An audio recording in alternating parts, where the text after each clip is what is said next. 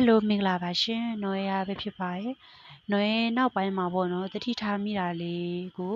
share လုပ်ပေးတာပါ။ဒါကတော့ကိုယ်ပိုင်အမြင်လဲပါတယ်။ကိုယ့်ရဲ့အမြင်ပေါ့နော်။တေချာနားထောင်ပြီးတော့သုံးသပ်ကြပါပေါ့။နော်ရဲ့အမြင်အခုနောက်ပိုင်းလူတွေ social ပေါ်မှာတတိထားမိကြပဲထင်တယ်။ဥပမာ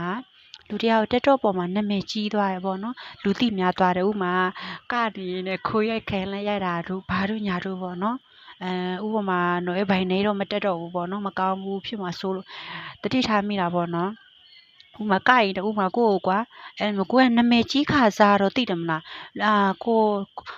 အတန်းရှင်းကိုကွာတိတ်ဟူသွားနိုင်တယ်တိတ်ဟူသွားနိုင်တဲ့အခါကျတော့လေအတန်းရှင်းတွေကုန်လို့အဲ့ဒီလူစီရောက်သွားတယ်အဲ့လူစီရောက်သွားတော့လူတွေကလည်းကြောညာနေခေါ်ရိုက်တယ်စိတ်ဆိုင်ပါဆိုင်အဲ့လိုမျိုးတွေပေါ့ခေါ်ရိုက်ကြရပေါ့နော်ခေါ်ရိုက်တော့အဲ့လူလည်းရိုက်တယ်ဒါပေမဲ့လေသူ့မှာအဲ့လိုမျိုးပေါ့နော်လူတွေအတန်းရှင်းစိတ်ဝင်စားနိုင်တဲ့အရာပဲတစ်ခုရှိတယ်သူ့မှာစကေးကမရှိဘူးစကေးကမရှိတော့လေကြာရှည်မမြဲဘူးပေါ့နော်ရိုက်လိုက်တယ်ဒါမဲ့လေ popular ဖြစ်တာခဏပဲဆိုတော့သူနာမည်ကြီး popular ဖြစ်တော့ခဏတော့လူတွေကခေါ်ရိုက်ကြမှာပဲဒါပေမဲ့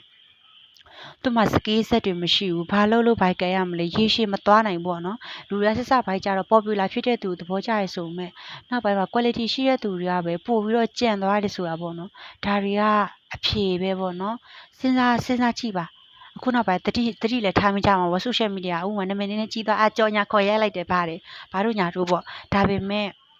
quality ရှိတဲ့သူတွေပဲနောက်ပိုင်းမှာကြံ့သွားတယ်ပေါ့နော် quality မရှိဘူးဆိုရေရှည်သွားလို့မရဘူးဆိုတာပေါ့နော်ရေရှည်သွားလို့မရဘူးဆိုတာတော့အဲကမြင်မိသွားတယ်ပေါ့နော်တက်တရားတော့ကိုက social သုံးနေရင်လည်းတတိထားမိသွားလိတခုပါပေါ့နော်ကိုယ်တိုင်အမြင်ကိုလည်းသုံးသပ်ပြီးတော့ရေးပြလို့ရပါရှင် comment မှာ